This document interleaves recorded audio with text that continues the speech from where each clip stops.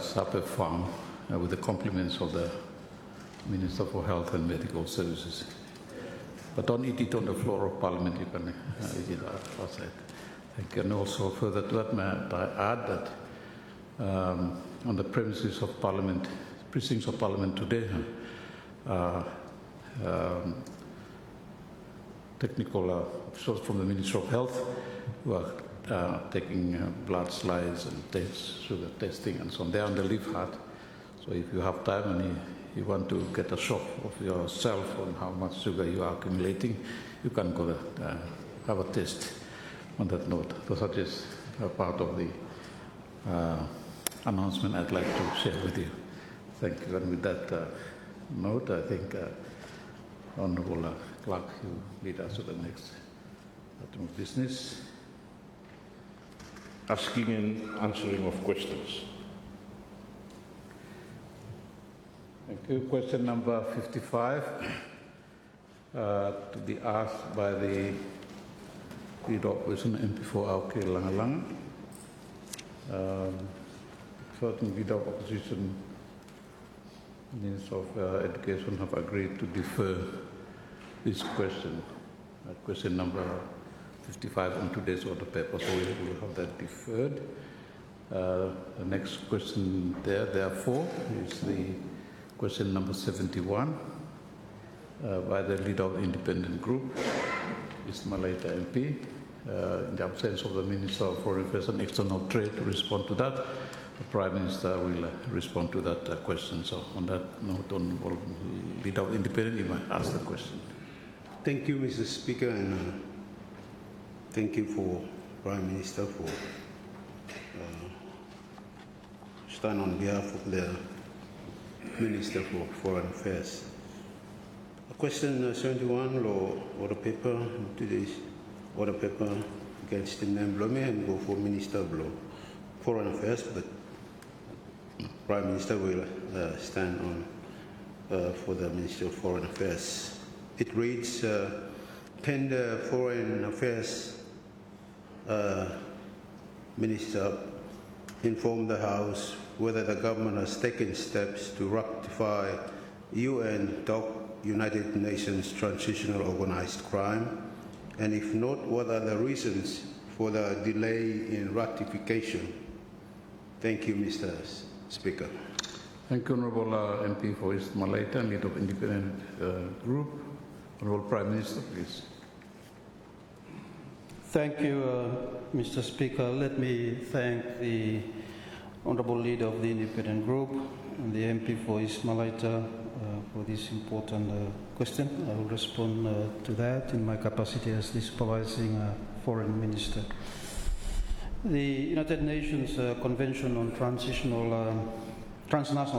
and Organized Crime, UNTOC, also known as the Palermo Convention, was adopted on 15th November 2000 and came into force on the 29th of September 2003. It currently has about 147 signatories and 191 state parties.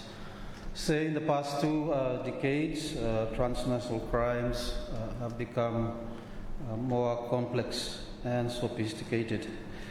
Against that backdrop, the Ministry of Foreign Affairs and External Trade, in close consultation and collaboration with the Ministry of Commerce, Industry, Labour and Immigration, as well as the Ministry of Police, National Security and Correctional Services, have recognized the need for global cooperation to mitigate and prevent these crimes, which have become so perilous. Having said that, Solomon Islands government fully recognizes the importance of the UN Convention against transnational organized crime and its protocols as a key instrument for strengthening global cooperation to combat transnational crimes, including human trafficking, drug trafficking and firearms smuggling. While Solomon Islands supports the convention, ratification requires a comprehensive domestic review and alignment of national laws, as well as the related infrastructure, in order for us to comply with the Convention's obligations. There are also articles within the Convention that subject Solomon Islands to the International Court of Justice. Also, a good number of countries have made reservations over certain articles of the conventions. Other countries have also stated that their domestic laws do take precedent. In other words, Mr. Speaker, the process has been delayed in part due to limited technical as well as institutional capacity to fully understand the Convention's provisions. The government wants to ensure that the national laws, law enforcement mechanisms, judicial systems, and the necessary infrastructure are adequately prepared or in place before ratification. Like many small island developing states, Solomon Islands faces competing legislative priorities and resource constraints as well. With that, Mr. Speaker, I am pleased to inform this Honourable Chamber that the Ministry of Police, National Security and Correctional Services and other border enforcement ministries, together with ANTOC, will be conducting a 2-day symposium in Honiara next month. This gathering will bring together a cross-section of ministries, agencies, border control, law enforcers, the judiciary and senior officials across the government system to strengthen our national response to the growing threat of transnational organized crime. Say that 2 days symposium will allow us to better understand the legal, operational and strategic benefits of this convention. Third, it will assist our frontline agencies to look at our national framework, enhance their interagency coordination while safeguarding our sovereignty, governance and stability of the country. Acceding to ANTOC and later ratifying ANTOC remains an important goal for the Solomon Islands, and once the necessary domestic legal frameworks and law enforcement infrastructure are in place, the government will be in a stronger position to ratify the process, and also to ensure that we do comply with its obligations once we become a state party. Too often the UN system tries to get countries to ratify conventions, which means domesticating international obligations. Drug-related incidents and discovery of abandoned speedboats in our waters is worrying. Therefore, modernizing our outdated laws is a priority.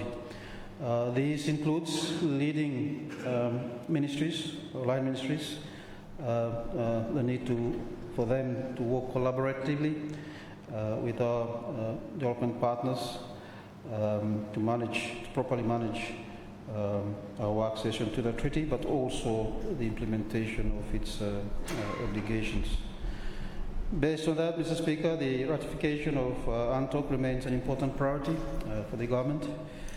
The government is taking a deliberate and coordinated approach to ensure that once ratified, the convention can be effectively implemented and impactfully enforced at the national level. And I believe the symposium that I made reference to will also allow us in terms of the next steps in acceding to ANTOC. In terms of domestic legislations, as I've alluded to, a good number of them, including the current Dangerous Drugs Act, then it needs to be amended to cope with the current challenges that we are facing on this front.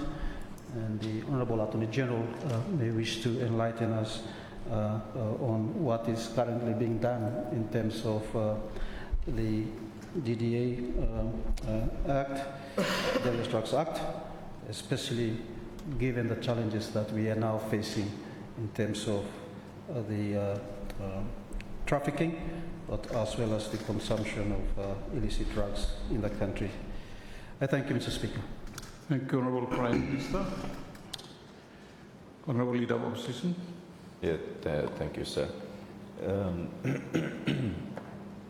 It's almost 15 years now since this fella convention has come into existence, and you may still no sign up lohem accede lohem yet.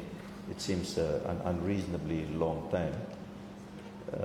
And even if you may know already in terms of domesticating or the requirements of law legislation, we would benefit from, even though you may know already, but you may accede, we would obviously benefit by resourcing technical assistance and also for helping you for modernizing laws and systems, but also, so in terms of you know, the recent examples, man were arrested but then could not be charged because there are no offenses, law penal code or any another law here. So courts have had to release them, unfortunately. But if you meet party law this one, perhaps they could be charged and tried in their own jurisdictions because there would be, state parties would have reciprocal obligations where you may law blame weak on country blames or arrest him. So that those are benefits that we don't have to be totally 100% ready before you may accede. So, you know, what is stopping us from acceding, ratifying, and then as you know, as we go along and they help us to be compliant in terms of our domesticating the requirements into our laws. Thank you. Thank you, Honourable Prime Minister. Thank you, Mr. Speaker. I do thank the Honourable Leader of Opposition and the MP for our Langalanga for his important observations and comments. Just a couple of points, Mr. Speaker, and the Attorney General will come into a comment in terms of the legal requirements. First, there has been ongoing collaboration, meetings, for example, between the convention, the ANTOC, with the Ministry of Commerce, Foreign Affairs, and Police over the last few years. So that's been ongoing. Secondly, I believe the symposium that we will have in November, that will further enlighten us as to the necessary steps and the further opportunities that we can get as a state party once we become a state party under the convention. But I guess for us, it's different from the other conventions, you rightly said. I think over the years, we ratify them and slowly we domesticate them. This is slightly different in nature and scope, deals with trafficking of drugs, firearms, much more serious offenses compared to other conventions where it's basically symbolic for us to sign or to ratify, demonstrate international support. This one a little bit serious, a little bit in terms of us as a country being ready and prepared before we can implement the obligations. So on that note, I'll ask the Attorney General to supplement in terms of the legal requirements. Thank you, Mr. Speaker. Thank you, Honourable Prime Minister. Honourable Attorney General. Thank you, Mr. Speaker. Thank you, Leader of the Official Opposition, for that question as well. Maybe just before we dwell into the legalities of it, just on the UNTOC, I think the objectives, key objectives, blame is one, in promoting international cooperation in combating organized crime.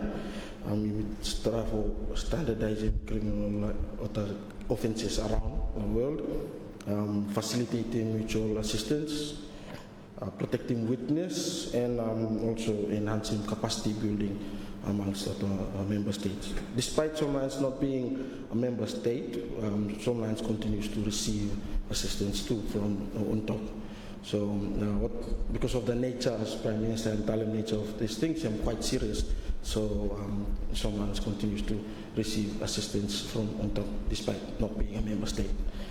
Okay, so the number of protocols also that are attached to this convention, and I think 3 protocols, one is protocol to prevent suppression and punish trafficking in persons, another one smuggling of migrants, and I think protocols against illegal manufacturing of arms or weapons. So those are the protocols that are attached to the convention.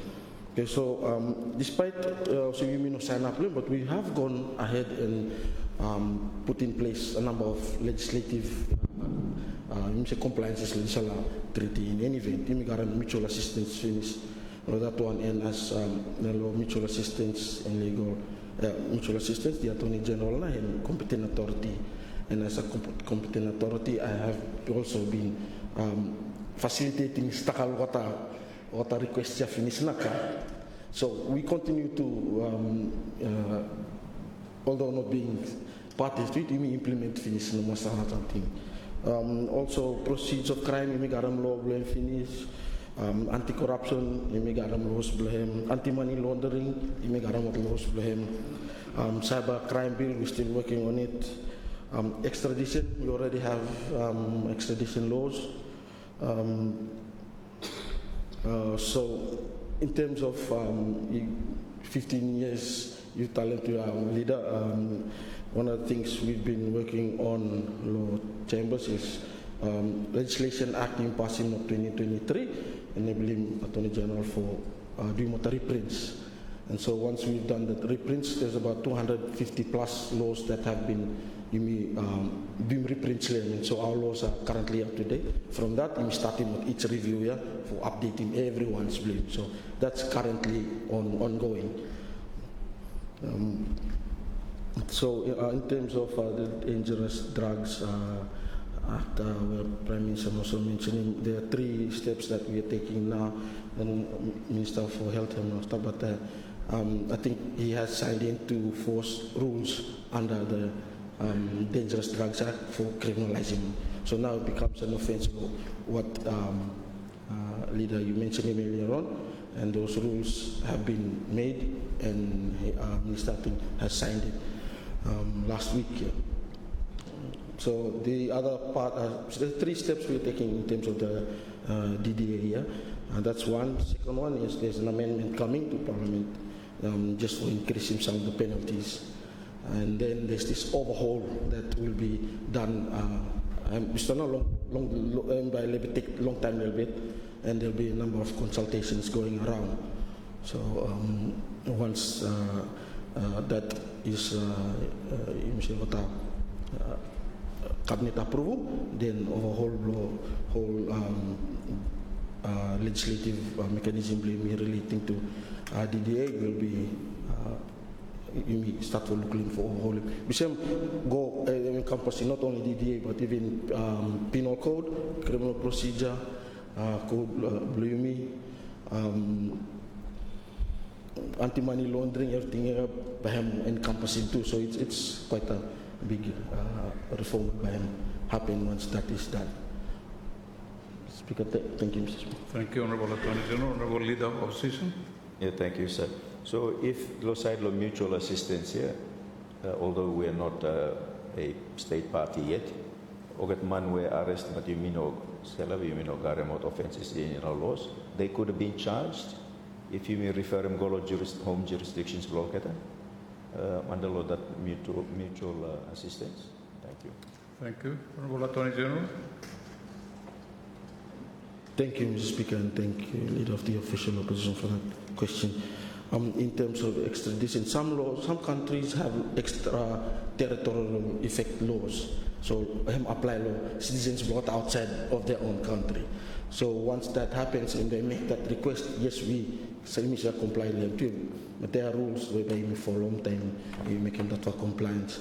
Some follow where no more battery line laws blame. Thank you. Thank you. Mr. Speaker. Honourable Leader. Were that option explored all were arrested but could not be charged. Did we explore possibility of home country blogger requesting extradition, whether country emugarem extraterritorial laws were hemsave apply loket lo here? Thank you. Thank you. Honorable Attorney General. Thank you, Mr. Speaker. Thank you, Leader of the Official Opposition, for that question. In terms of mutual assistance, now by request comes, so currently there's no request we can come from outside or outside jurisdiction coming in. Whether I'm explored or not, I no answer me this time. Thank you, Honorable Attorney. Honorable Leader of Opposition. Yeah, I mean, Baugat no sabe that all citizen loget arrested lo here, so you must check go. I mean, the home country bloget or the part of Commonwealth number 2 is of common law jurisdiction, I'm assuming, or law Malaysia. And so, some discussions could have been had. And then formality now, or now request come, but informal, they can't request if they don't know about it. But in terms of the change where Minister of Health and me sign and finish here,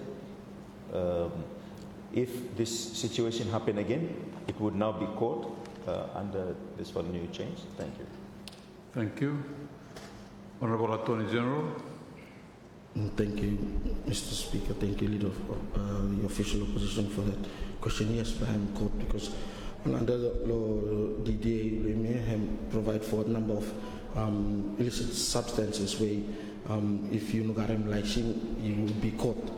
And then empower the minister for making rules under each one of the substances here, how you deal with it.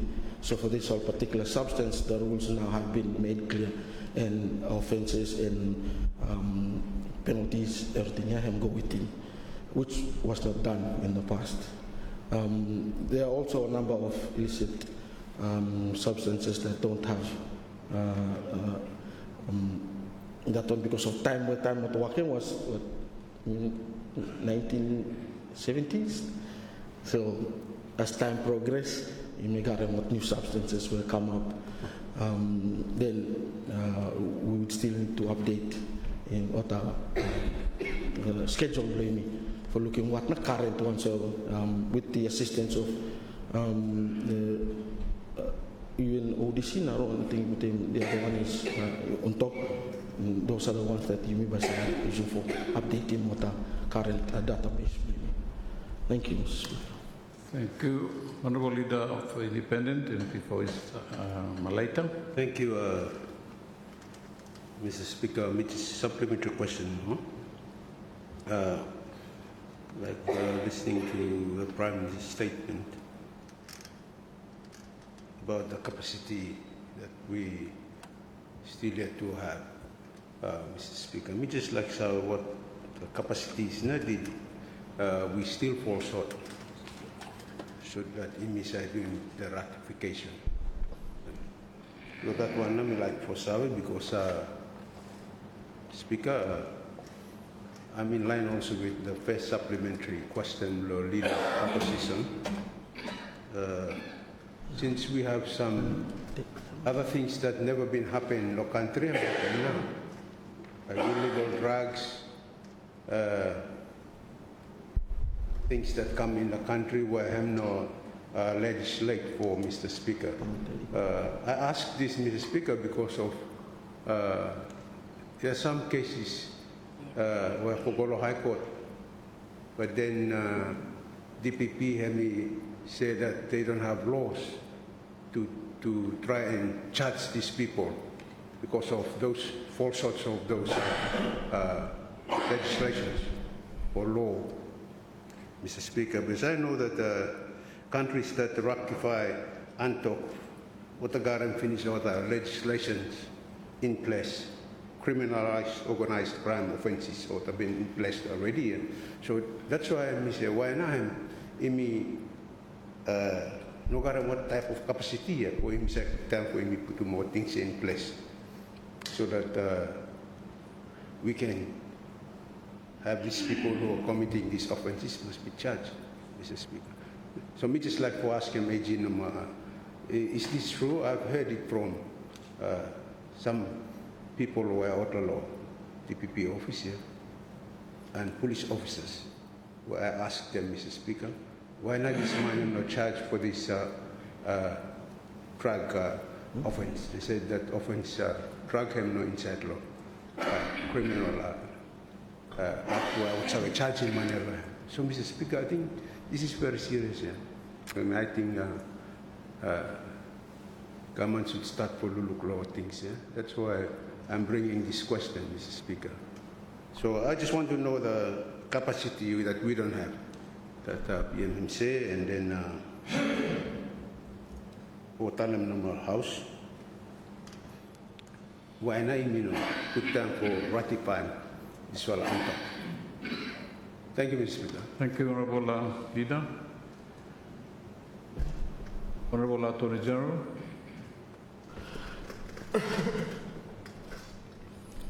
Thank you, Mr. Speaker. Thank you, Leader of the independent members, for that question. I think in terms of the offences as stated earlier, Minister of Health has signed into I think these are rules made under the DDA, the Dangerous Drugs Act, where him enable him for what are offence provisions here for coming to play, and then time in manufacturing, distributing, selling, supplying, everything go into it. So that's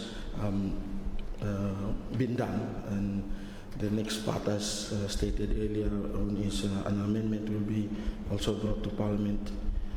And the last one is a comprehensive review, or you say overhaul of what are illicit substance related legislation. I think in terms of capacity,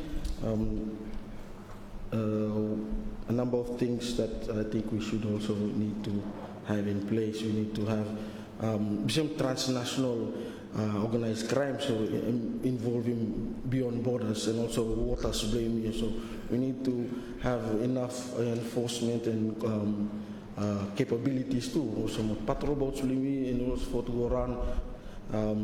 The immigration officers, customs officers, biosecurity, also IT officers with cybercrime will come into place. So the bankers because of anti-money laundering. So it's not just basically just for illicit substances. It's a number of things where organized crime himself go putumota arms into smuggling of persons, arms, and drugs, anti-money laundering or selling, even what the shipping of stolen goods too. Those are covered under as transnational organized crime. You see from borders will be coming. So it's a number of things that we need to step up to, and also for Mr. Able for addressing transnational crime. Thank you, Mr. Thank you. Honorable Leader. Yeah, thank you. Just on the converse, as we domesticate these international conventions, also we looking law anti-money laundering. And make them go open a bank account here, we might. No. You like go withdraw $1,000 or get like him go. You out him sort I think no matter so tell me down to look good Louis was time he will give you $1,000. True one, you know ultimate you go ultimate man or negative you what make everything very hard to go now. So this one too I think we almost look lem time you will or get minimum or something for big country or get something country west or something happening. But we don't deny. I mean, member blow loan by lab of fishing no more. Things in Pulum one was Napa, but when one was submarine now, and Pulume. So, get money kakam loimina. And of course, the devastation happening in Tonga and Fiji in terms of drugs, it's no laughing matter. So, we are on the route. We are already suffering from this thing. So, we have to take it seriously. But then you must mindful too that ogat burden hem no become too much for you more, then you may more problem for how to implement and also. I thought I should just throw that in the thinking. Thank you. Thank you. Honourable Prime Minister. Thank you, Mr. Speaker. And I want to thank the Leader for Opposition for those very important observations and comments that he has just made. Yes, we are no longer a sort of an emerging market or a transshipment place. Transshipment venue. An emerging market now for the illicit drugs here, methamphetamine and whatever others here. So yes, Mr. Speaker, that is why the government is now working to ensure that the necessary amendments to our legislations are made, because it does affect our population, our youth, our people, and the impacts that it has. Actually, we are quite behind compared to other countries in the region in terms of legislation on this front. So the government is attaching a lot of importance and a sense of urgency to the issue that is at hand. Thank you, Mr. Speaker. Thank you. Honourable Leader. Just in terms of penalties, no more, sir. This time, Mogat America, or shoot him any canoe and goal or Venezuela, or say, Karim drug, or shoot him now. Money pieces no more solvate. So I think by me must look penalties here, give him patrol boat, some strong machine gun or so. Shoot him with money. Make him kill him Mogat solvate now. Take him come more, you may feed him Mogat more, person more, go more, magistrates must turn up more, high court more, big selling. But it's going to be a drain on our resources. The other thing, of course, you may know any death penalty now, or all month before now, suffer this one, but I think by you must think around him, or drugs offenses. It seems to work for some Asian jurisdictions and Barawa reduce him now, trafficking long drugs, especially trafficking. You should consider a very severe or Muslim or somehow Muslim country, Sharia law or cut him finger. If you steal one finger, you steal 2 times more, 2 whole finger. Also, man drug minus awena, you cut him, but you must cut him some whole part of him, make him feel you're not doing behind more. Something also. You may not do light well or this one, Mr. Speaker. But anyway, for you all thinking, penalty must be a real deterrent, not a soft touch. Thank you, sir. Thank you. Point noted, Honourable Prime Minister. Honourable Attorney General, like to comment on that observation. Thank you, Mr. Speaker. Thank you, Leader of the Official Opposition, for those comments. I think just comment and also in response, we've done a number of comparative analysis of what other jurisdictions, and depending on the scale of the operations in Guatemala, it starts from 5 years in imprisonment to life or something like death. So there's more severity in a number of Commonwealth countries. It becomes life imprisonment now. So those will be part of the amendments that come, and also in a bigger review time immediately. Thank you, Mr. Speaker. Thank you, Honourable MP for East Harare. Thank you, Mr. Speaker. Thank you, Leader Bob, Independent, for that question as well. Thank you for Prime Minister and AG for answering. I'd just like to thank first time Leader Blow, Independent, because this fella convention, assuming me ratify a long time finish here. Because I remember when it was passed at the United Nations, 2000, Milo there. So me a little bit surprised now. Time question was raised in the order paper today to see that we haven't ratified this. There's over 190 countries in this year where what are signed up. It's one of the most universal adopted conventions in the United Nations, and particularly in the space of crimes and transnational crimes. So it's a little bit surprising that you mean or doing it. I think assumption and good for me. Put them aside that you shouldn't assume this sort of things. But I think I listened to the answers and the domestication of laws and all of that. That's part of the usual processes for international law and domesticating that part into our domestic laws and that. But I think I would like to highlight the importance of this particular one in terms of cooperation framework inside here. That is a big part of this particular convention. Despite all the other things that we would definitely need to domesticate, our laws bring them up to par with the latest. The importance of cooperation, I think, is very important for us to ratify this one. I think there is not much, obstacles to ratifying it. My question is time frame there for me ratify, because this one was one for a no-brainer. I was one for where you should ratify no mana. I think you may tell him go ambassador me for him go 34th floor where lo UN secretariat and ratify him straight no mana there. The other issues about domestication and that's a usual thing for any international agreement. But I think it's so important to do. I think if you look at the status of ratification, many Pacific Islands already ratifying.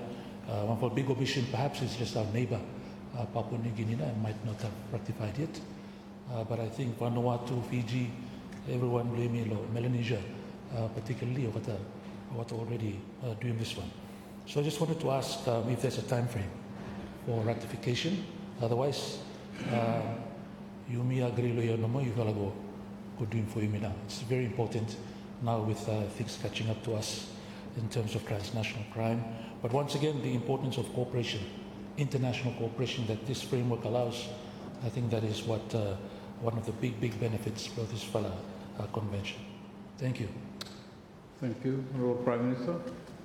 Thank you, Mr. Speaker, and let me thank the Chairman of the Foreign Relations Committee and the MP for East Harare for those important observations and comments. Yes, as alluded to earlier by the AG, despite the fact that we have not ratified, there has been ongoing collaboration and cooperation between ANTOC and the number of ministries here, police, commerce, and foreign affairs. And of course, one of the key objectives of this convention is to strengthen global cooperation, as the honourable member has rightly alluded to. Yes, there is a sense of urgency now for us to ratify this convention. As I've said, a number of countries in the region, in terms of legislation, they are quite ahead in terms of their legislation to domesticate this one. I'm confident that with the amendments that the AG has referred to, but also the need to amend not only the DDA but other relevant legislations in this space, we will be in a better position to implement these international conventions once we ratify them. Because sometimes, even though we ratify, but even not guarantee the necessary frameworks in place, then by being able to comply with the implementation of the obligations too. Yeah, so that is that.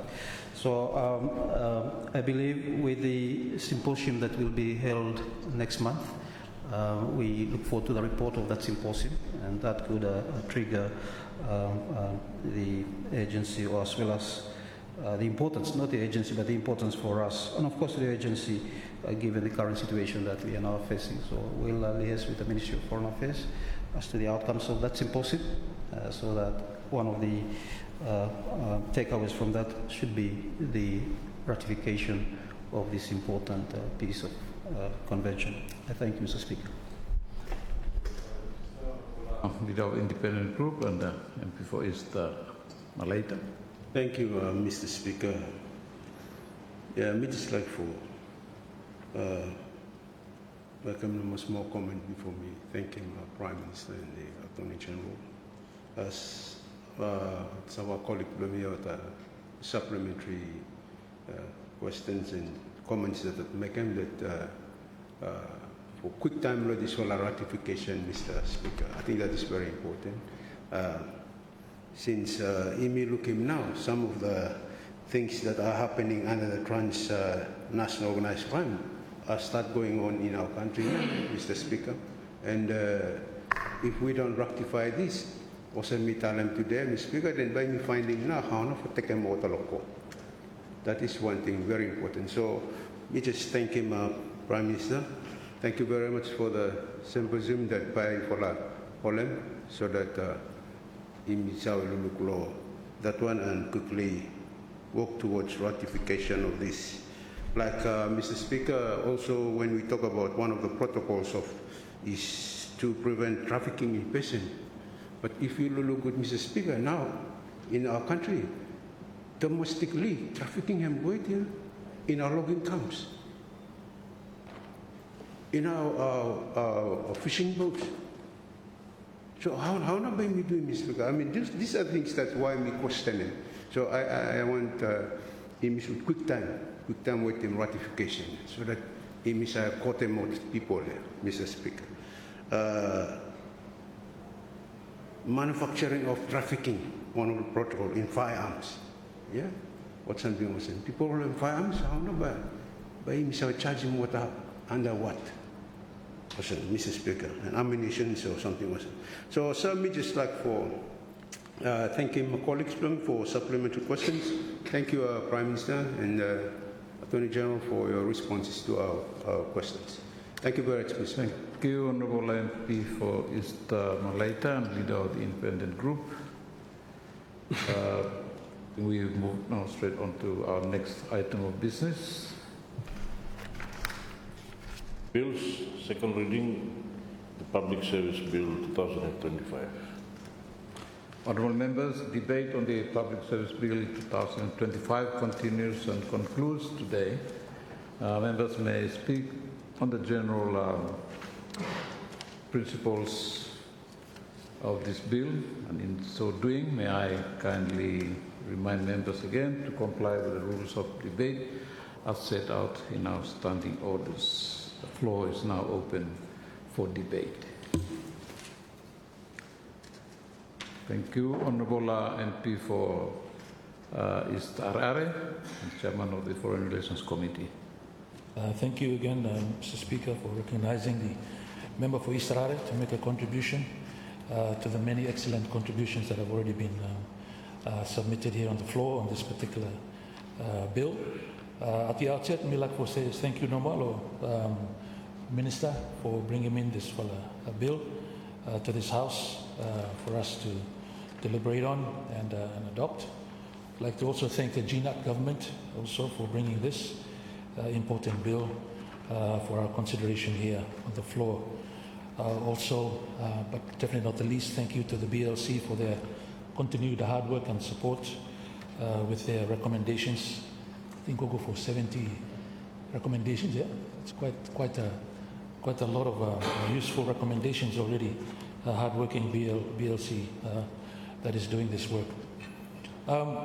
Mr. Speaker, sir, in terms of public service, I think it's fair to say that, as already mentioned, that this is essential part of any country. It's a crucial part of statescraft in terms of how state, country, and nation looks after itself and its citizen.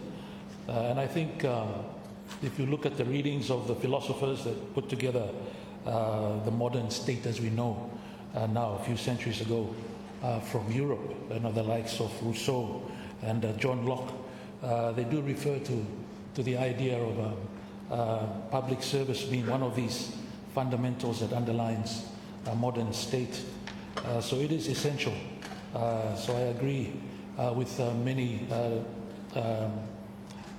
comments that I've made already about the essential need for a functioning and effective public service in our country, Mr. Speaker. So, it's part of the social contract that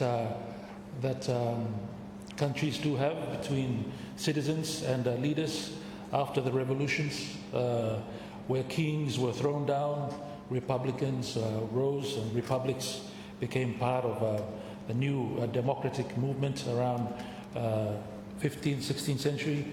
So it's definitely an important part of the modern state and a sovereign state as we know it today, Mr. Speaker, sir, as you know. Mr. Speaker, in terms of public service, we all know that the reference that's given to them usually is that they are the permanent government. Public service now, permanent government, yeah. Stay there throughout elected governments. Like all of us in this house, we come and go.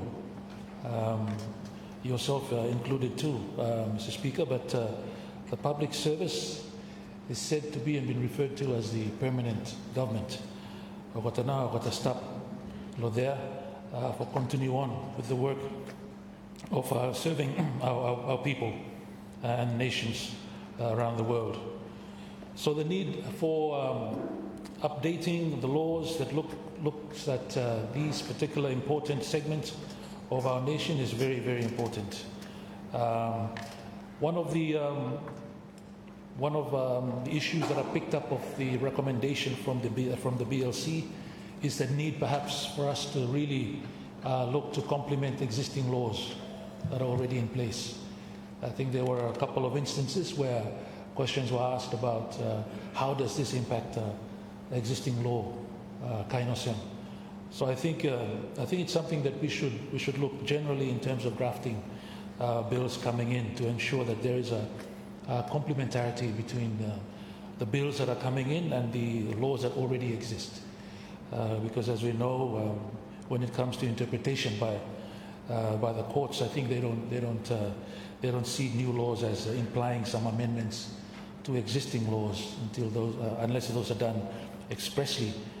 So I think it's important for us to keep that in mind as we move forward in terms of doing our legislation here. Very, very some good ideas coming into new laws, but at the same time we have to make sure that it doesn't conflict with already existing laws as well, that already has defined concepts spelled out in those existing laws.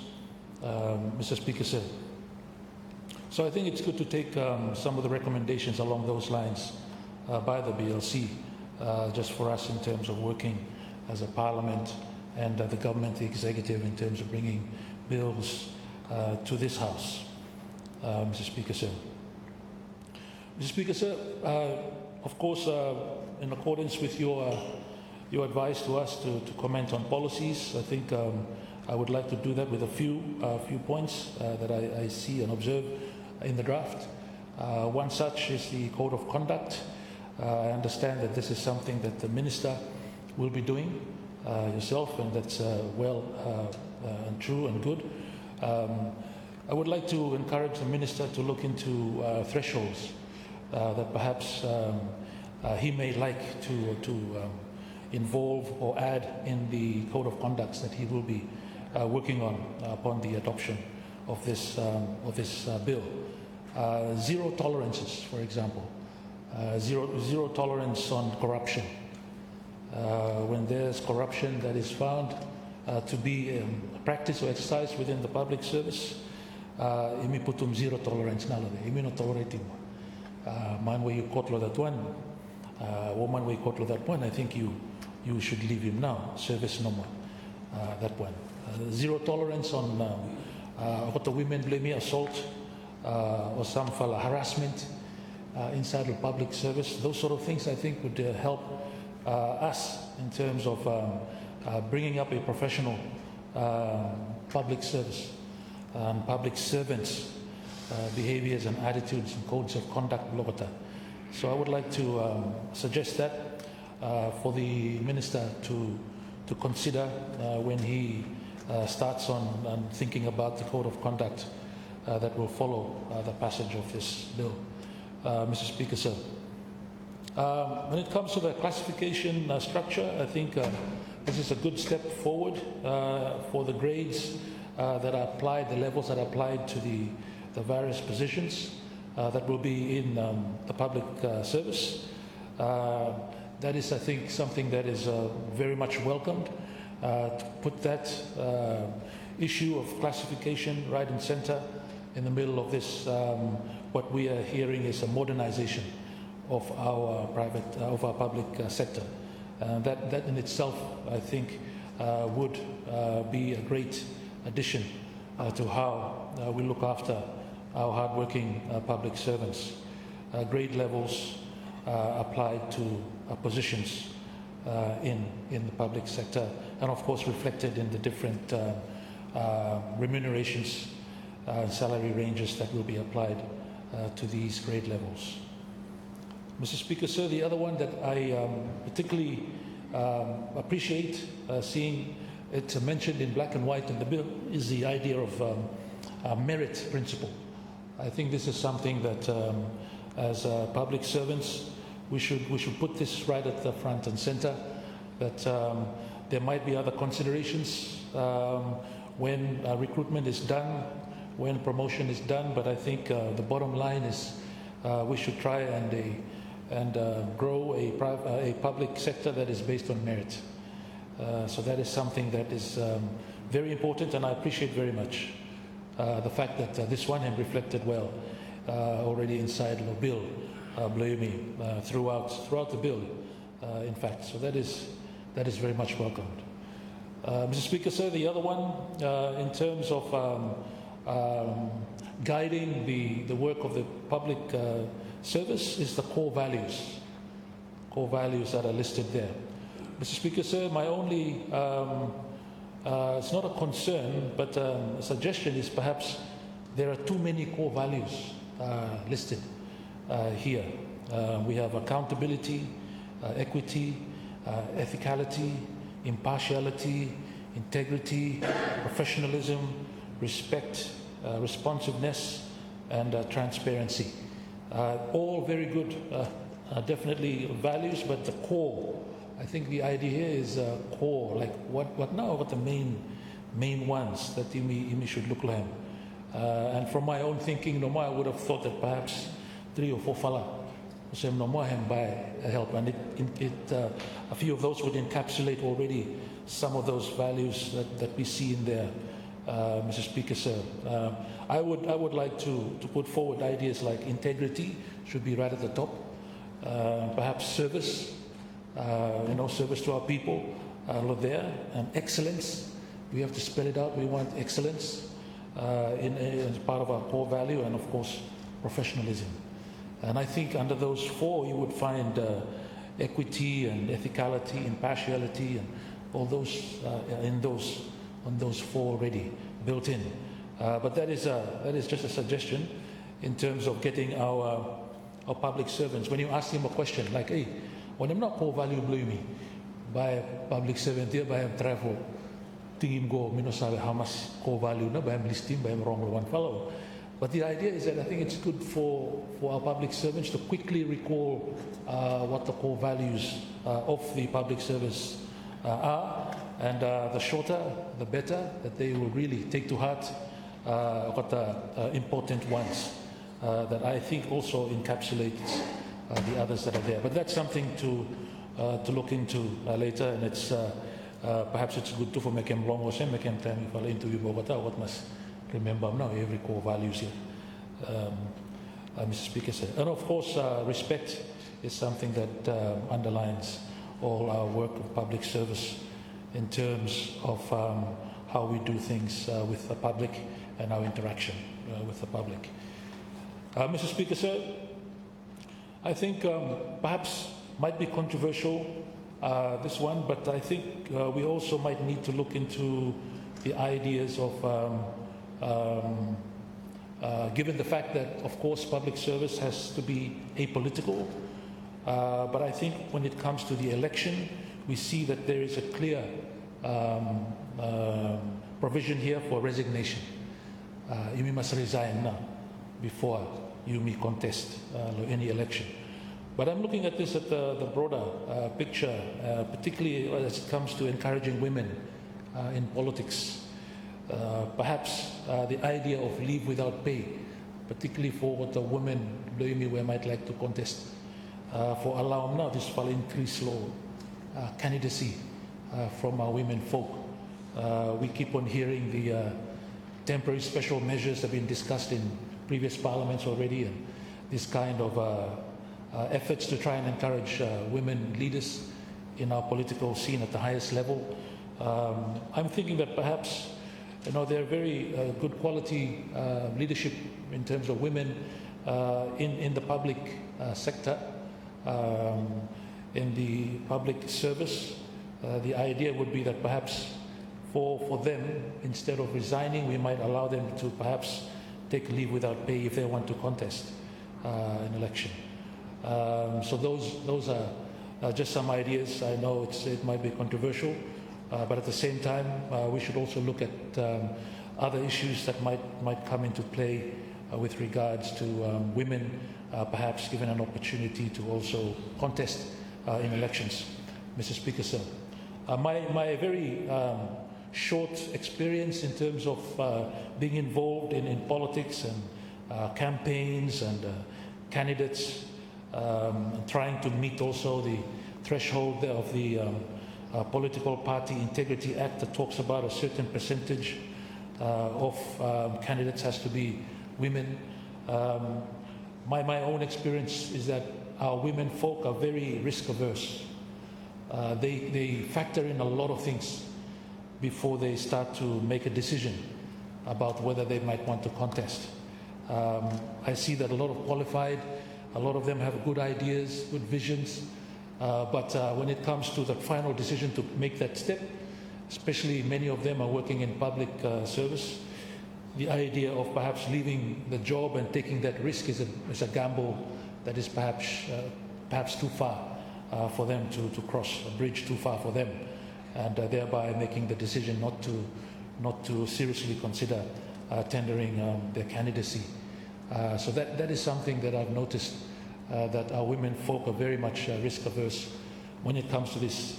Compare that to male, Mr. Speaker, sir, as you know, got the money time out come looking you for say or like him run under bana blue fala or same every money win finish na. I'm got arrive everyone say me win finish, me take finish, so you must take me now the party blue you kind something or same. But a lot of women, opposite. Any kind of factoring now what they're doing and same. So the idea is perhaps to look into this idea for give them some, particularly women folk in public service, knowing of course apolitical. We might have to put some conditions there as well, but the idea that allowing women folk perhaps to take leave without pay could be an idea that would help promote them so that they don't factor in that particular important part of their livelihood if they do want to contest in elections. But that, I admit, could be controversial, but perhaps worth looking into for us here in Parliament as well, and of course the government to think about that. Lastly, Mr. Speaker, sir, is the encouragement that I'm hearing around here as well from other speakers about the need for us to try and move towards a digital e-government approach to our public service in terms of the service that we provide to our people. I think we are now well placed that we should try and encourage what is known as the e-government to allow services to be provided to the public through the use of digital platforms. I think that would help in efficiency as well in terms of service to the public. The era of artificial intelligence is also upon us. A lot of concern on this particular space, but at the same time, I see that there's a lot of opportunities as well that public service can use in that particular space to try and employ artificial intelligence or AI in their work to help complement the service that they give to the public, Mr. Speaker, sir. But I think in the end, as we all know around this House, I think the question that the public are asking is that whether this bill, and when it gets passed, this law, would make a difference in terms of their lives and the services that we, as the public servants or the public servant, provide to the public. Perhaps got something or say, by time law hem pass by me ring law telephone by man answer nati. So the operationalization, I think that one now in the end becomes really what the test that the public will be testing us on. A lot of the provisions here are very important for the smooth running already of public servants, pay structures, and all of that in terms of the governance. But in the end, I think public servants will always be judged by how they respond in terms of everyday running and operationalization of serving the public, Mr. Speaker, sir. I think it's fair to say that the perception of the public towards the public service is perhaps not a good one at this time. Corruption index, perception rankings have always put public service as one of those that are perhaps involved in activities that are perhaps seen as corrupt by the public at large, by the various perception index studies that we have seen. Of course, with these perception index studies, there are always other factors in play as well there. But I think generally it's fair to say that there is a feeling or perception by the public that our public service is perhaps not serving them well, and perhaps some factors of corruption might be involved in there as well. So the idea of getting us down the ranking and increasing the trust of the public towards our public service, this very important and crucial piece of our country, is something that should be the main test for us in terms of implementation of this particular bill and law when it comes into force. With those few remarks, Mr. Speaker, sir, I support this bill and I resume my seat. Thank you. Thank you, Honourable Member for East Karare. Thank you. Leaving the floor to the Honourable Minister for Education and MP for South Choice. So you have the floor, sir. Thank you, Speaker, for recognizing the member for South Choice and Minister for Education to take the floor and lend my voice in support of the Public Service Bill 2025. Mr. Speaker, this piece of legislation that is before us, it sets, or it will reshape the way our public institution functions for the benefit of our people. Firstly and foremost, Mr. Speaker, I wish to acknowledge the Minister of Public Service and your senior management team, led by your Permanent Secretary of the Ministry of Public Service, for your tireless and dedicated leadership. And of course, also I'd like to thank the BLC for taking the time to scrutinize and look at this bill before it comes to this floor of Parliament. Mr. Speaker, let me be clear on the outset that this bill is not only for the Ministry of Public Service, but it is for the whole of our government legislation, one that defines the future direction for all government ministries, agencies, and departments. It lays down a unified governance framework that will govern or guide the delivery of public services in more coordinated, effective, and accountable manner. The Public Service Bill 2025, Mr. Speaker, seeks to modernize our public administration machinery by ensuring that our public service institutions are responsive, professionals, and also align with the aspiration of our people. This bill sets the foundation for a robust, inclusive, and a forward-looking public service, one that is designed to meet the dynamics of governance in the 21st century. At its heart, this bill reflects a collective ambition to ensure that delivery of government services is transparent, accountable, efficient, and citizen-focused. It is a move towards building a professional and ethical workforce supported by strong administrative systems that is guided by a clear and defined governance principles. Mr. Speaker, in my capacity as the Minister for Education, I wish to address an important feature of this bill, the removal of the provision relating to the employment conditions of teachers for the public service framework. This matter are now rightly addressed under the Education Act 2023, which was passed by this Parliament and come into force to provide a more comprehensive and sector-specific legal framework for education.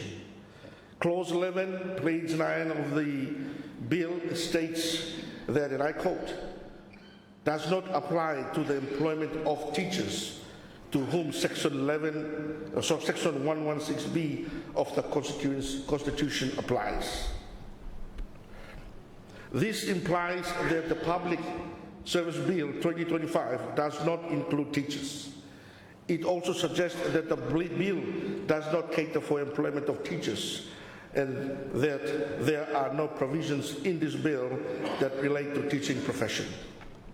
This is well understood, Mr. Speaker, and appreciated by my ministry, the Ministry of Human Resource and Medical Education, which the Ministry of Education and Human Resource Development and the Teaching Service Commission as teachers' employments and conditions are already comprehensively covered under the Education Act 2023.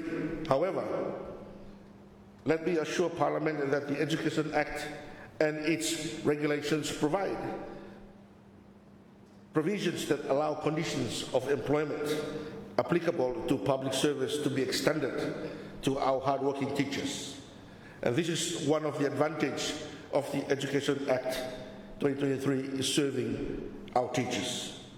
Both the Teaching Service Commission and MED have also noted with satisfaction clauses 66 of the bill, which deals with voluntary retirement for public service between the age of 45 and 55 years. Based on the life expectancy in Solomon Islands, it will be good, or it will be desirable for us to see that a compulsory retirement age increase from 50 to 60 years. We also welcome the activation of Clause 76 of the bill, which upholds the establishment of the Public Service Training Board. With these important functions of overseeing the training needs of public service and aligning such training with the human capital development goals of our country, particularly those implementations under the Solomon Islands Government Scholarship Program. The identification and recommendations of public servants for training in their areas of specialization must be demand-driven. And we must ensure that the training provided matches the real needs and priorities of respective ministries and sectors. Mr. Speaker, further to that, we note that the great satisfaction, the provision under Part 12 of the bill, which outlined the process of reporting alleged misconduct and applying penalties to public service who committed offences, the onus will rest upon relevant divisions with the Ministry of Public Service to enforce, receive, investigate, and hold those officers accountable for their actions, decisions, and behaviours. It is also heartening to note that the bill provides for special temporary employment arrangements, especially when ministry capacity becomes overburdened and overloads increase. The bill, in its respect, provides a mechanism that will address long-standing concerns relating to public service appointments and other human resource management issues currently experienced across our government ministries. While the Teaching Service Commission remains provided for in our national constitution, Mr. Speaker, this bill has necessarily revised its scope and functions to align with the current policy's directions. It no longer serves the same extensive role with this bill, but its existence and core responsibilities remain safeguarded under our constitutional arrangements.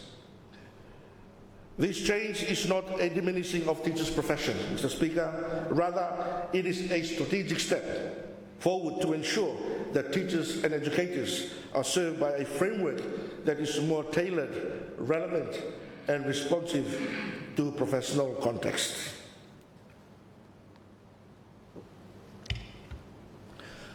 It is also important part of a larger effort to streamline governance, reduce overlap, and improve efficiency on how we manage our public institutions. Mr. Speaker, importantly, this bill reinforces key pillars of good governance: transparency, accountability, and compliances.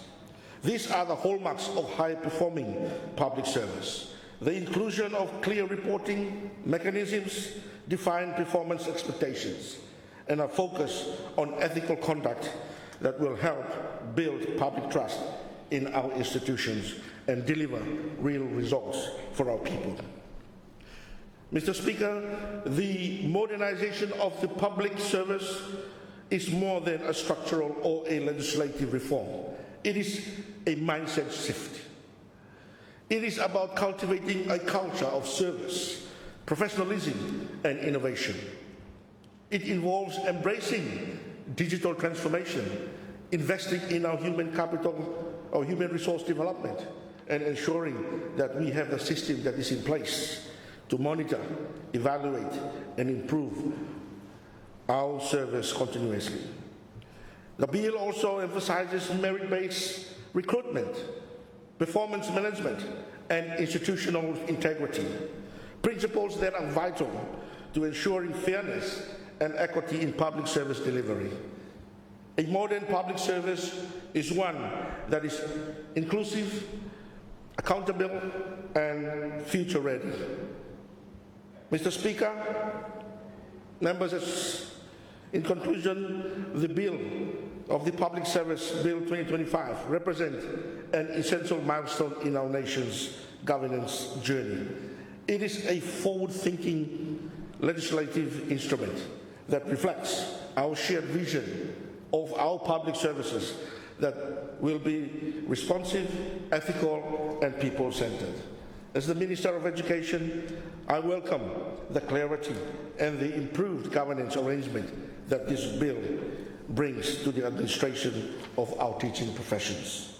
I am confident that through the Education Act 2023 and this bill, we are creating a more coherent, modern, and an effective system for managing our educators and also, of course, all our public servants alike.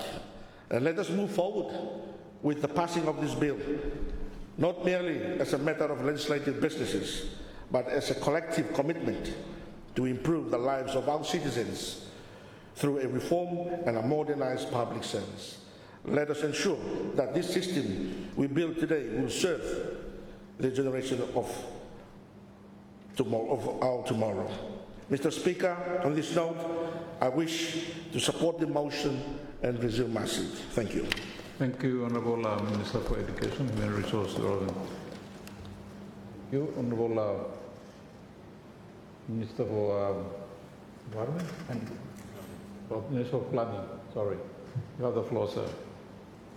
Thank you, Mr. Speaker, for giving me the opportunity, and also wish to thank those colleagues who are out to speak before me.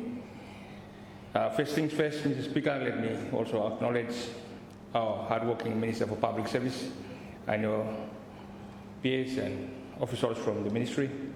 I also wish to acknowledge the hardworking staff from the Attorney General's chamber, and of course the BLC team for the scrutiny that you provide him and good recommendations that you Also highlighting inside the report below, me like for also acknowledging the hard-working BLC team, Mr. Speaker.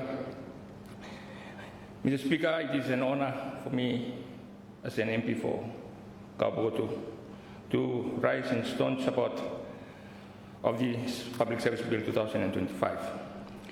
Mr. Speaker, this bill represents one of the most comprehensive reforms in our public service since independence. This bill seeks not only to modernize how the public service is structured and managed, but also to restore professionalism, accountability, and fairness across all levels of government. Mr. Speaker, I am so encouraged to see that this bill provides a clear legal framework for public service management, defining how ministries are organized, how officers are recruited and promoted, and how performance is measured. It moves away from arbitrary decisions and introduces a consistent merit-based system that rewards capability, integrity, and results. Mr. Speaker, I'll reiterate and re-emphasize some of the important points raised by my good friend MP for East Harare. What contained in the bill and very important for perhaps re-emphasizing.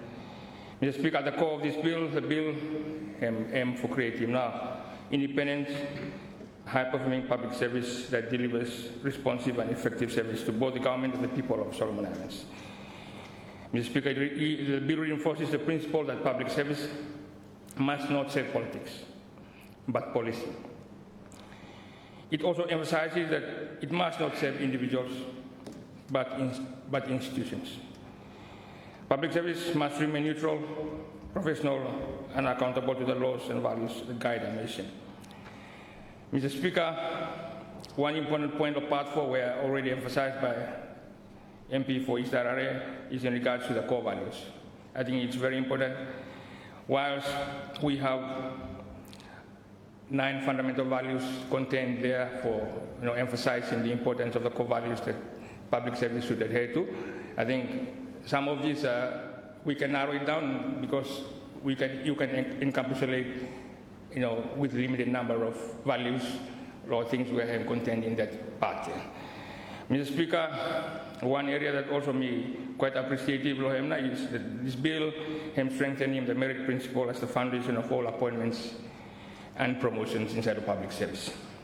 Ensuring that positions in this public service are filled based on competence, not connections. It gives every Pantox Solomon Islanders a fair and equal opportunity to serve their country through hard work and ability. The days, Mr. Speaker, of favoritism, nepotism, and hidden agendas in the recruitment must come to an end. This bill ensures the public service positions belong to those who have earned them through merit and performance. Mr. Speaker, this bill also introduces a new performance management framework that hold officers accountable for their work. I think this one is very important, and I'm pretty much appreciative of that, where it requires the regular assessments, mentoring, and training to ensure every officer performs to the best of their ability. Mr. Speaker, this is about results, ensuring that public servants deliver what is promised on time and with quality. For too long, Mr. Speaker, underperformance has gone unaddressed. This bill changes that culture by linking performance directly to accountability and development. Mr. Speaker, I wish also to register my appreciation for the bill to really emphasize transparency in the actual principal law. The bill defines the duties of the Minister, the Public Service Commission, permanent secretaries, the responsible officers. Each has specific obligations to uphold good governance, promote efficiency, and report annually to Parliament. This creates a transparent chain of responsibility so that decisions can be traced and leaders held accountable. Mr. Speaker, this bill further provides for fairness and justice within workplace. It sets out clear mechanisms for employee grievances, internal reviews, and disciplinary actions. It provides protection against victimization and discrimination. It upholds equal employment opportunity and strengthens gender and diversity representation, Mr. Speaker. This is a major step forward, Mr. Speaker, in ensuring that every public officer is treated with respect and dignity. Another key reform, Mr. Speaker, I wish to acknowledge is the emphasis on ethical behavior and prevention of corruption. The bill introduces strict penalties for offenses such as impersonation, giving false information, misuse of government property, or undue influence. These measures, Mr. Speaker, strengthen the integrity of the public service and restore public confidence in government institutions. Mr. Speaker, say, Nikos finish. This bill is not just about compliance. It is about culture change. It aims to transform the public service from being process-driven to being results-driven. It demands accountability at every level. It empowers our offices, our public service offices, to innovate, perform, and deliver. It places citizens at the center of public service delivery. Let me also acknowledge, Mr. Speaker, that this reform will not be easy. Changing a system that has operated for decades under outdated laws will take time, leadership, and commitment. But this Parliament has the duty to lay the foundation, Mr. Speaker. The future of our governance depends on the professionalism of our public service. Without a disciplined and competent public service, no government policy, no matter how visionary, can succeed. Mr. Speaker, in conclusion, this Public Service Bill 2025 is a landmark reform that will modernize our institutions, strengthen accountability, and build a fair, transparent, and efficient public service. It ensures that those who serve the people of Solomon Islands, Mr. Speaker, do so with integrity, professionalism, and respect for the rule of law. I commend, Mr. Speaker, my good friend, the Honourable Minister of Public Service, for his leadership in bringing this bill before the House. I urge all honourable members to support its passage. Mr. Speaker, I stand in full support of the Public Service Bill 2025. Thank you. Thank you, Honourable Minister. Any other members wish to contribute to the motion?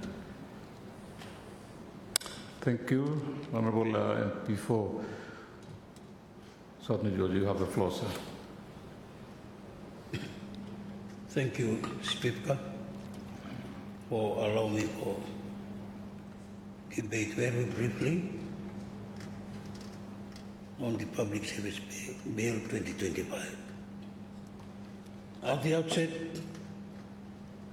may I like to thank you to the government,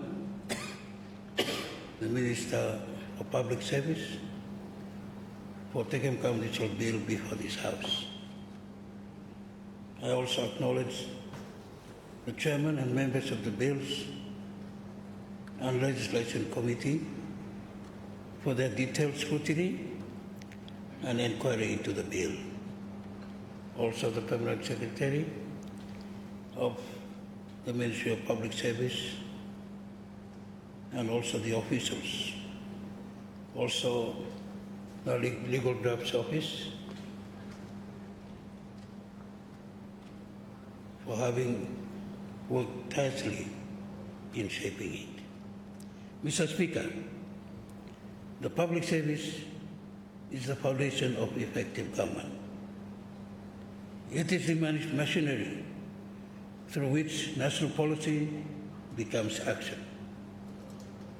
Public servants manage institutions, deliver essential services, and uphold the rule of law. A capable, neutral, and accountable public service is the backbone of good governance and national stability. Mr. Speaker, therefore, I acknowledge the noble intentions of this bill. The Public Service Bill 2025 seeks to establish an independent, high-performing public service and delivers governance services efficiently and responsibly. It provides a strong legal framework to guide the organizational structure, remuneration, and human resource management of the public service, ensuring greater accountability, transparency, and consistency in the governance. The bill defines the respective roles and responsibilities of the minister, the Public Service Commission, permanent secretaries, and the responsible officers, while setting out the rights and obligations of the public service employees. It promotes fairness, equality of opportunity, and merit-based recruitment, while also facilitating continuous training and professional development. In doing so, it lays the foundation for a professional, accountable, and future-ready public administration. Mr. Speaker, the public service is expected to translate government policy into practical results. Ministers may set directions, but it is the public servants who implement decisions like, for example, building of infrastructure, manage finances, and deliver services across Solomon Islands. Without a competent and disciplined public service, even the best policies will remain unfulfilled. Our people judge government not by the speeches we make or the laws we pass, but by the services they received. The success or failure of government program depends on the strength, integrity, and capability of our public service. Secondly, Mr. Speaker, a politically neutral public service ensures continuity of government through political transitions. Its role is to serve the government of the day impartially, preserving institutional memory and protecting state stability. Neutrality prevents politicization, protects professionalism, and upholds confidence in governance. Governments may change, but the state remains. The public service is that constant thread that weaves stability into our nation's fabric, ensuring that citizens continue to receive services regardless of politics. Public servants are the visible face of government. Through teachers, nurses, police officers, and administrators, citizens experience in the state in their daily lives. Their conduct shapes public trust.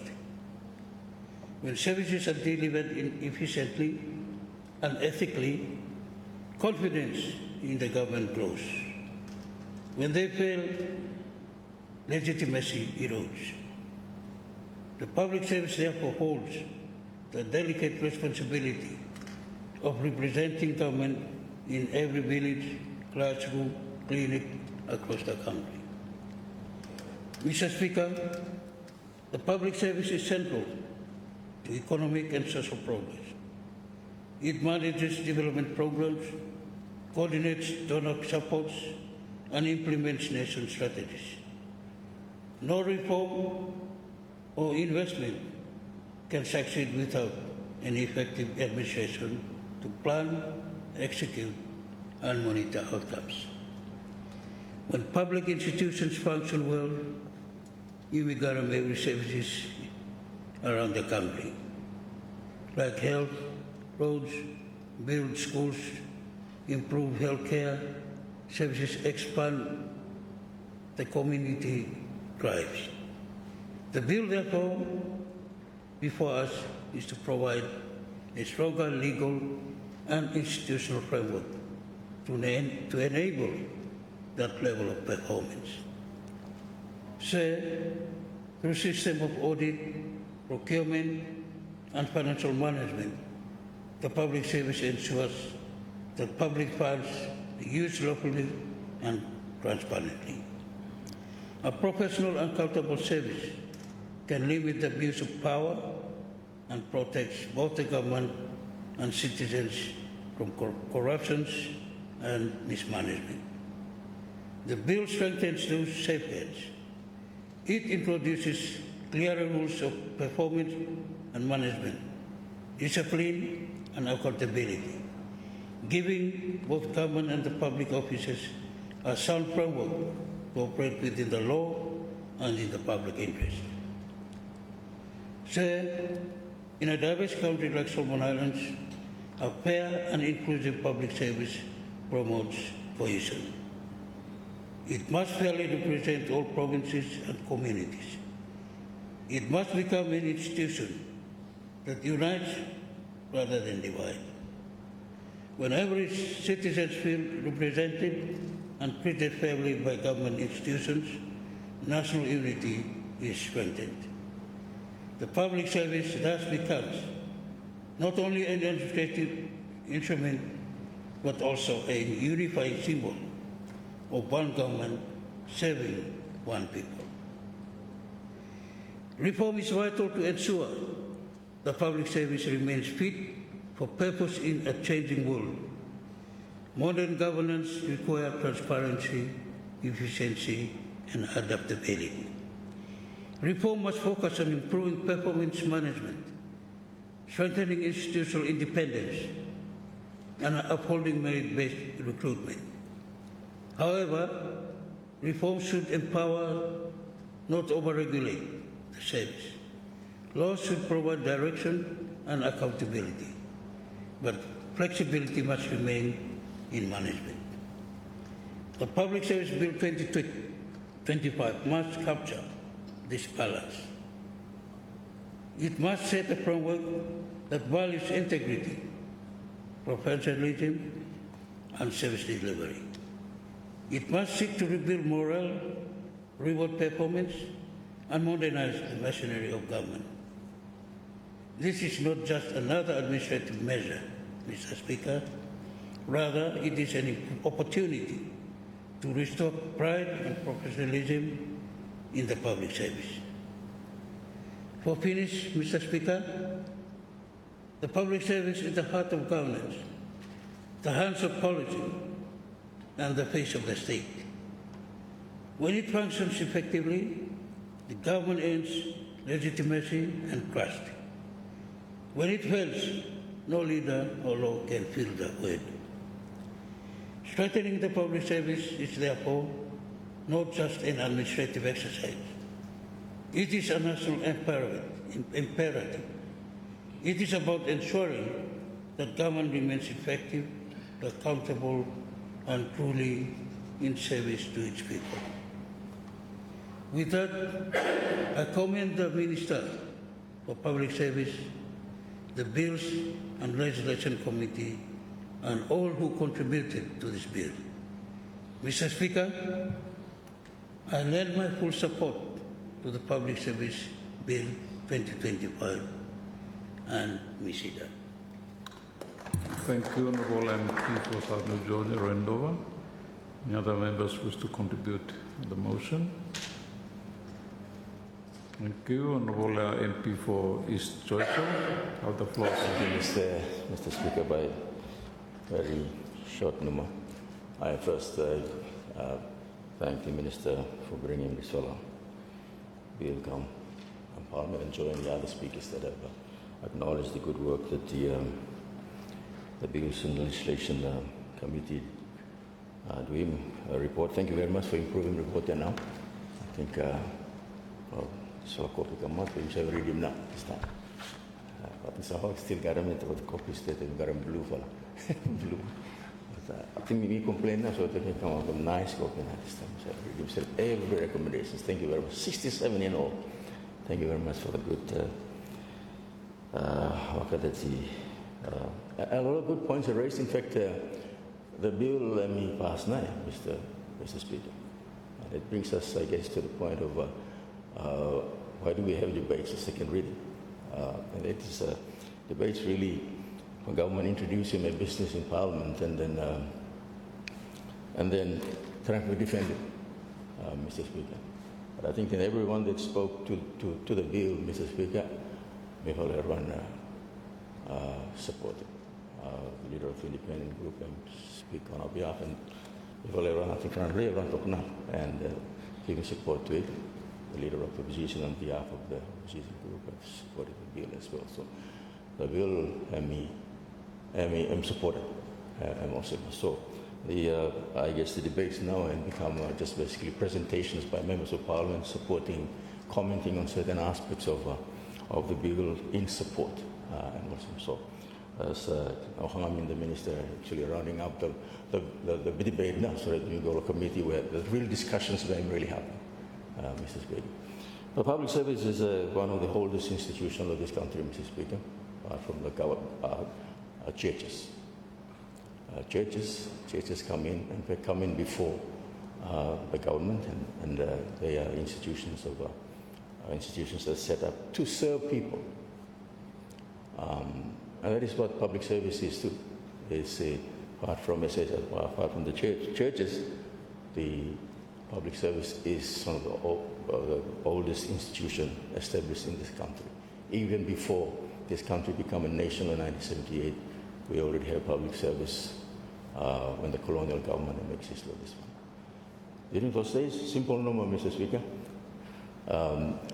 I think the reason for coming up with some sophisticated legislation is because the public service evolve with the situations. As the environment become complicated, population growth, people, different interests come inside, and also the public service exists not in isolation. It may exist in given environment, and so it has to respond effectively to the environment it exists in. So that's the reason why we have this clause. I was fortunate, privileged to join the public service, I think 6 years before independence, and so we are during the colonial time, Mr. Speaker. So respect, Mr. Speaker. They really want you to demonstrate in front of them now. And I joined at the lowest level of public service as a toilet cleaner, Mr. Speaker. And office boy, male boy, and also, so, what we do, people start workload and discipline. Now we have to codify these things. Discipline, go enforce him by 7, people could call people classified workers. Classified now. You go stand up and line up, and I joined the public service, Law Inland Revenue. From toilet cleaner, I localized the Commission of Inland Revenue after 17 years. But we stand up in front of the door and expected to greet the people coming there, white shoe, white socks, white trousers, white shirt, white hat. They walk in, and you must stand up. Good morning, sir. Come in. Good morning, sir. Come in. After sit down finished, you walk about the desk, and tea or coffee, sir? Tea or coffee? Tea or coffee, sir? And that's where I learned black and white coffee. There's a story about the former Prime Minister sending Mongol ago. And so you will give me white coffee, and mine go look out in white coffee, Chinatown go no man. It is coffee and milk, mixing milk lab no. Then buy white coffee. Anyway, black coffee. coffee tea, and Bogatale. And we will come and say, sir, thank you, sir. And those are the days where respect, they're expecting you to demonstrate. But as public service grows sophisticated, more people come inside, environment change. Public service, Mr. Speaker, exists as one of the service delivery agencies of country, Mr. Speaker. Not the only one. And probably the political government need to think that way as well. In fact, the delivery services agencies of country include private sector, various levels of government, this country, provincial government system, the public servants themselves, public service, NGOs, the churches, These are service delivery agencies in this country. We see them that way, Mr. Speaker, because they exist in an environment and exist in under a system of government. Government exists and then come up with policies and what the section look like, what different delivery agencies look like, and they what the deliver. And sometimes you may require them directly, or even NGOs by deliver also. And SOEs, state-owned enterprises, is government commercial arm. So if a service is such that they must function in better commercial way, and now you may establish what state-owned enterprises like Port Authority, for example, SIA, SIWA, or what deliver service, people pay for it, and that's how it sustains the service. So the point that we want to know is public service is one for service delivery agencies, country apart from other agencies that exist. And it's very interesting, Mr. Speaker, and all the values that Imi Haram is supported by various speakers that Tatala. This is a good that now you codifying overnight. You may codifying over. And it's interesting, the titles that you may adopting, system maybe start political government, are servant kind titles. Right? Ministers. Ministers not. Servants not. Servant title. Prime Minister, servant of the servants. Then civil servant are servants. So it's good that him start to codify these things because, Mr. Speaker, some of the people by come to counter, our old man come and ask him, come to the wrong place now, say, come to born and go to lands here, but then come to inland revenue now. And me want them land or send me, but come to inland revenue. You know how some officers respond? Say, here, you go there. You come wrong here. That's not how public servants should be dealing with people who come for ask for help to public service. Everyone are helping people in public service. If I'm come wrong, you want to go to lands? Okay, wait. I'm taking him to vehicle here, take him to car, take him to go to minister, and go introduce him more there. Oh, money come wrong, let want to deal with him land, but I'm coming inland revenue. That's how it should be, Mr. Speaker. So we can have all these good laws and by me passing over now, but where we actually practicing over is something that is different, and that's where supporting institutions like IPAM, for example. We used to have ATC, administrative training centers, and also a lot before. They training me how to relate to the public as service delivery agency of the government. So, sir, we don't want to talk longly here. I just want to point upon the fact that this will bill pass now. And all the debates now happen this time is individual submission by members of parliament to the House, supporting certain aspects of the bill. But the bill as it's presented by the government and past the threshold, it should now, the House will have a problem for passing. So with that, thank you very much for the bill. This House in support, Mr. Speaker. Thank you, Honourable MP, for this discussion. You let me get the floor to Honourable MP for North New Georgia. You have the floor, sir. Thank you, Mr. Speaker. Honourable Speaker, thank you for giving me this time for me contribute a little bit law. What I would say, one of the most important piece of legislation brought by Janet government since taking office. Very important bill, this one. The Speaker, the bill had come a long way. A good number of political and administrative leaders, public officers, and other stakeholders contributed to its making. What is presented before us is a collective product over a number of years by a number of successive governments. Me like take an opportunity for thanking the Minister for public service. And at the same note, all the former ministers too, law public service. One of them would be the Deputy Prime Minister. During their tenure, Bilia and Wete Moketa, and all the two contribute. Maybe in a small way, in a big way, but their contribution adds up to this final document before us.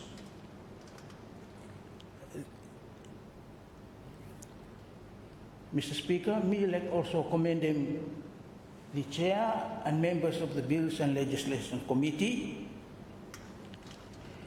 for their scrutiny role, and the Committee Secretariat of the National Parliament and other divisions of Parliament who had contributed in the preparation of the report on the Public Service Bill 2025. Mr. Speaker, this bill before us is not just an administrative tool or another legislation. Lomi, him a little bit important higher bill. It is a constitutional level commitment to good governance. It is the foundation upon which a responsible, capable, ethical, and responsive state is built. This bill reflects critical investment in state capacity. Mr. Speaker, Solomon Islands public service systems abandoned by outdated laws, ambiguous mandates, political interference, weak accountability, corruptions, and nepotism in the public service. This for a bill, him try to address him now of the issues here. Address these long-standing issues, challenges, and deficiencies of the current system. This bill promotes transparency in recruitment, efficient service delivery, integrity in leadership, where public servants serve the people and not politics. There are some fundamental behavioral features where me looking Lobelia as very important. By me try for discussing one or two no more, Mr. Speaker. One fella is the clear role between the Public Service Commission and the Ministry of Public Service. I think this bill, let me put in very clear lines there. But on this note, Mr. Speaker, me like to raise him one issue where you need to address him and manage him too. This is the political and administrative interface. Role blow minister and role blow public officer. You need to clear him good. So that okata complementary, not diverging. Not one fellow go this way, another one go this way. They must be complementary. I think this whole area can be important for you, must look for him. It needs to be managed. Two,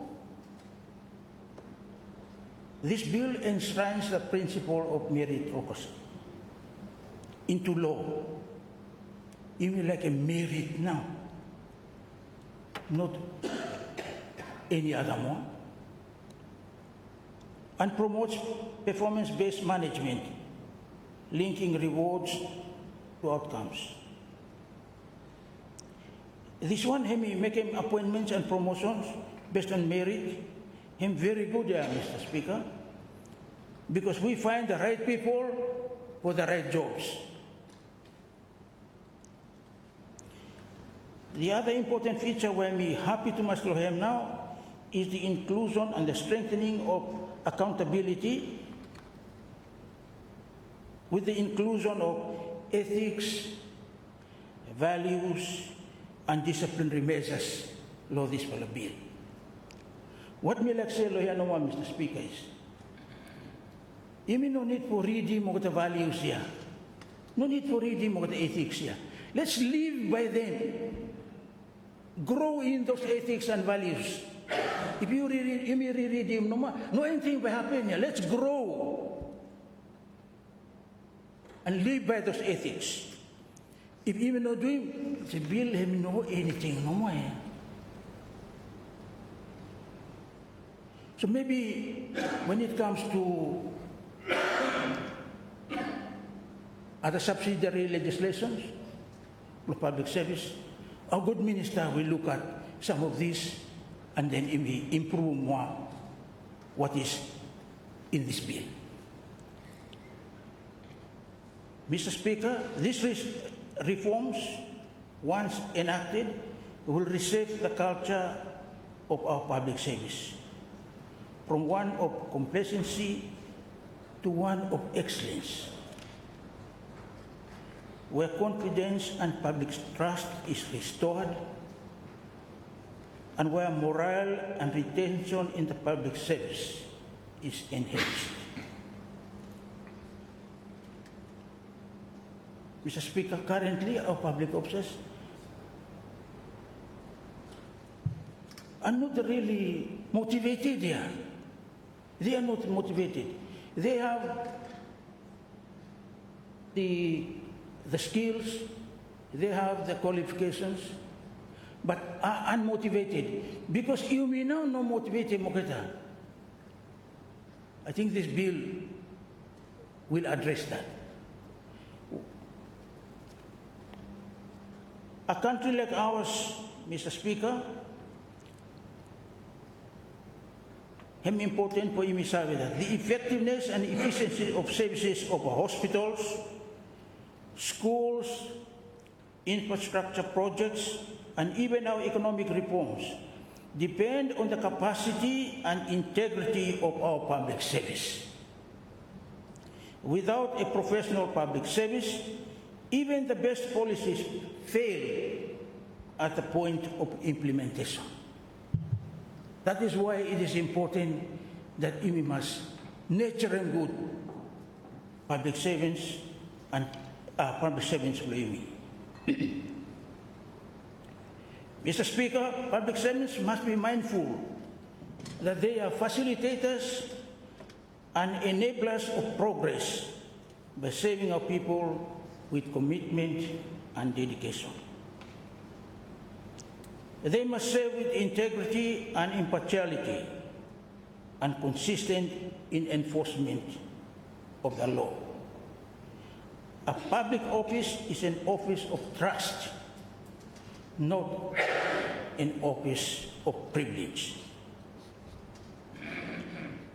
Effective and efficient service delivery will restore trust and confidence in government. Mr. Speaker, governments come and go, rise and fall, but the public service remains and continues. You must look after and good this group here, public servants. The passage of this bill will not only strengthen our public institutions, but also lay the groundwork for sustainable development, trust in government, and a brighter future for generations to come. Mr. Speaker, a weak or politicized public service leads to waste, delays, mistrust, promote corruption and nepotism, and poor and efficient service delivery.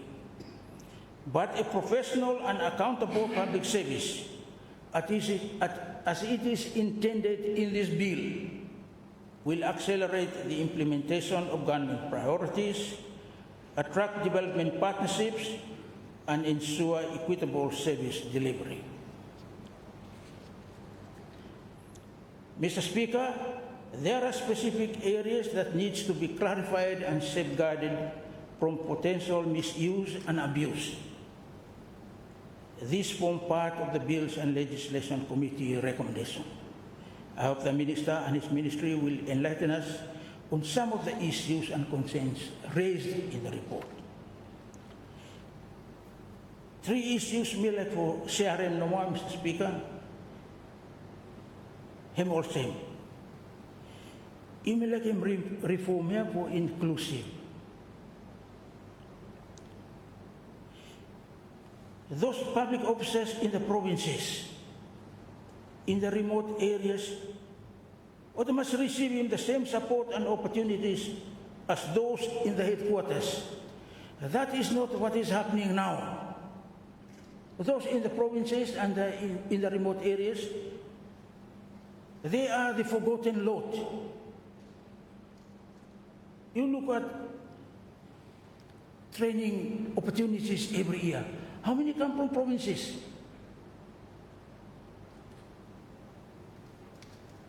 Very little or nothing at all, Mr. Speaker. Even forget them,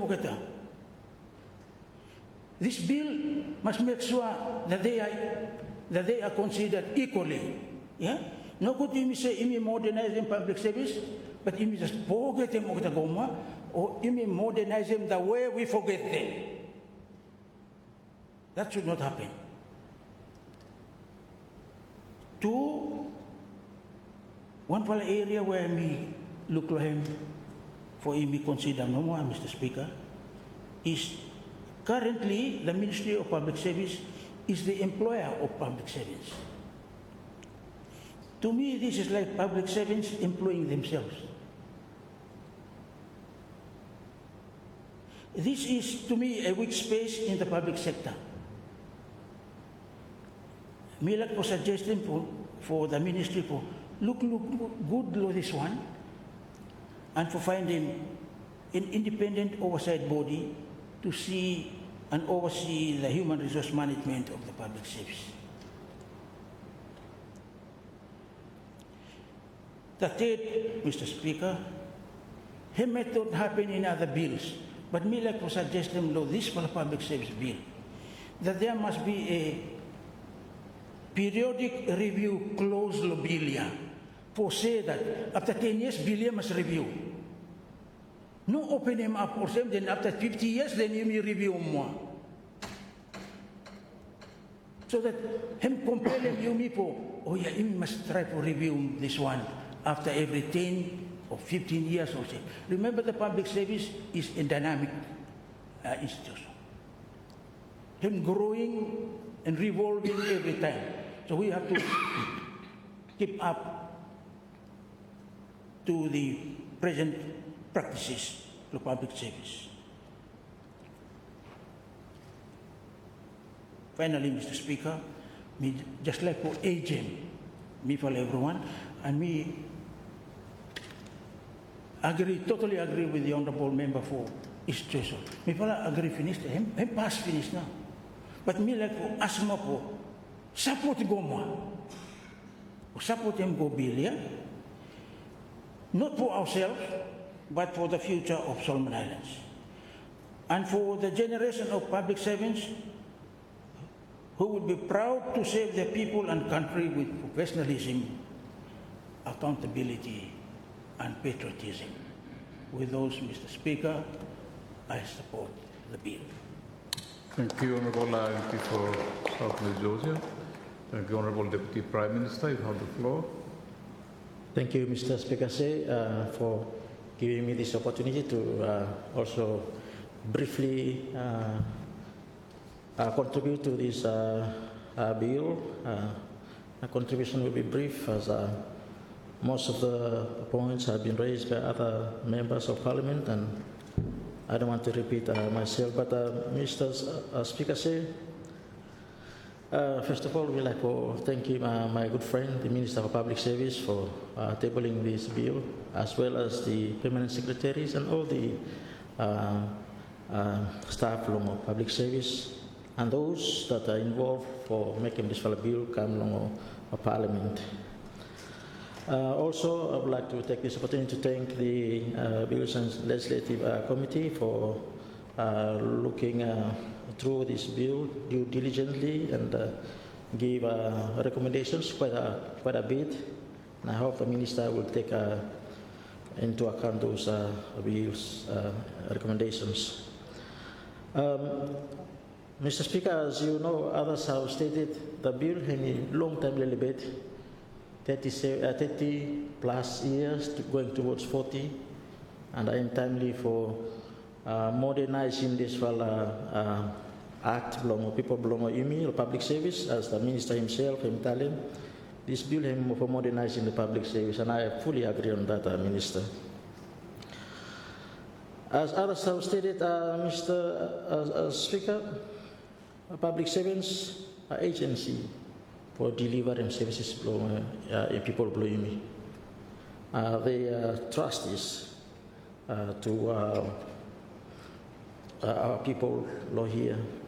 But I want to encourage public servants that being a public servant is a calling given which you are taking, and it's a stewardship. And me like me for public servants, please respecting the calling that you are carrying. But on that note, Mr. Speaker said, I think the bill him making ways for government him recognizing the effort and the work public servants doing for deliver or the services for the long nation. And I can tell the minister with this bill by passed parliament, you have all those things that are there for you implementing or rewarding or say thank you, Lord Public Servants, blame me. Before me, I'll take a seat. I have 3 further recommendations and or encouragement for Minister for him to look for him. As alluded in the paper and other speakers, for me, like encouraging, number 1, for encouraging Minister for digitalizing public service. As a Minister for Communication and Aviation, responsible for digital transformation, I will assist you for helping you putting on the platform here for digitalizing public service for him efficient or delivery of service in long country. Second, Mr. Speaker, recommendations as well on contracting. I was the former Minister for Public Service in 2019 when I came in, and I really pushed the contracting of the senior management. Me like encouraging Minister for look long contracting long public servants, how best use of utilizing, make him so that they're happy for delivering services for me long nation. And finally, Mr. Speaker said. Make it the third point, we like putting long Minister for reigniting public service. Most speakers have told him what we mean doing, and this includes the values and code law conducts. Long people work among me, restore the trust that the public bagging long public service, be ethical, transparent, and accountable. Those are 3 recommendations or encouragement me like for Kim Law Minister for Lulukulohem as you try for implementing this bill long act long public service. With that, a few remarks, Mr. Speaker, say I support this motion and I resume my seat. Thank you, Honourable Deputy Prime Minister. Any other members who wish to contribute to the debate? Well, it's now 12 o'clock. I think I will suspend the proceedings of the Parliament and will resume at 1:30 this afternoon.